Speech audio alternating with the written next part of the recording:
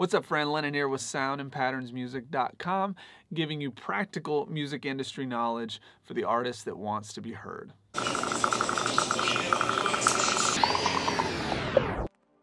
I've been running this channel for about 14 months now, and I've gone through a lot of incarnations of sort of what it means to be here, why I started this. I have some big news that I've not been wanting to share just because it's put me in this place of, am I telling you something but doing something else? I'm just going through kind of an identity crisis based on this thing. But I've come around to it, and I'm really, really excited to share this with you. I think this is something that's really gonna benefit not only me, but you. So this is gonna be cool. At the beginning of 2019, I went through a lot of stress thinking about, what's the big goal here? What am I trying to do?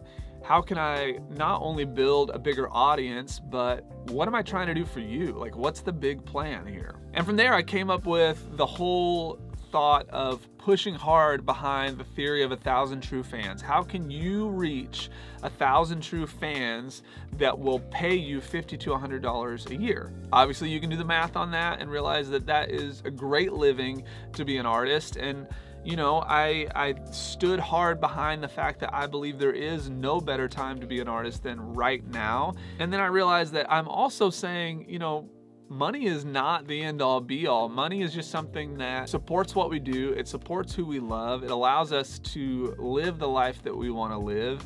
And so I think the bigger issue here is not how much money we make. It's, are we being heard as artists? Are you actually being heard? You've heard me say for dozens of videos, this channel exists to help you get more gigs, reach your 1,000 true fans, and ultimately grow your art from passion to profession. Yes, I still want to make things that align with that, but ultimately, this channel now exists to give you practical music industry knowledge for the artist that wants to be heard. Because when we can focus on being heard, we can then focus on monetizing, and I think that's really the most important thing, reaching fans on a deeper level. I've been following a guy named Tim Schmoyer for a long time. Tim runs a channel called Video Creators. They specifically have done content based around teaching you how to better do YouTube, how to better utilize YouTube. And I've just seen Tim as a mentor of mine for a while. And so last year when I went to Vid Summit, I got to meet him. And then during that time, I was actually doing a class of his called Video Labs. Well, fast forward past the class, he put out a call for potential YouTube strategists. And I asked my wife, and I was like, hey, do you think I should submit for this job? Do you think I should apply for it? And my wife, being the wise woman that she is, said, yeah, why not? I mean, what do you have to lose? So I put my application in, and as of the airing of this video, I have now passed my trial basis and officially am now a member of Tim's team. And this is absolutely mind-blowing to me because I remember going to Vid Summit and thinking, next year I want to be in the room with these people. I want to be around these people. I want to, be a part of the people that I'm learning so much from. And here I am 5 months after Vid Summit, a member of Tim's team. I'm really, really honored to say that. And I want to talk about why this has kept me up at nights a little bit, because I think we all kind of struggle with this as artists. When I took on this opportunity, there was a part of me that was like, if I'm doing a job that has to do with YouTube, what does that say about me as a musician? What does that say about the things I'm telling the people on my channel? So this knowledge that I have from being in the music business for the past 15 years, doing it full time for the past 8, that knowledge doesn't go away. And I'm still doing music a ton. I'm still playing a lot, and I still have producing gigs. I've just pushed a lot of the stuff that I was kind of pursuing that wasn't making much money off to the side for a while. But there's something about the way we identify ourselves where, I had this feeling of like, this is such a sudden shift, this is such a change, like, and then I just had to come to the point of like, my identity isn't even music. My identity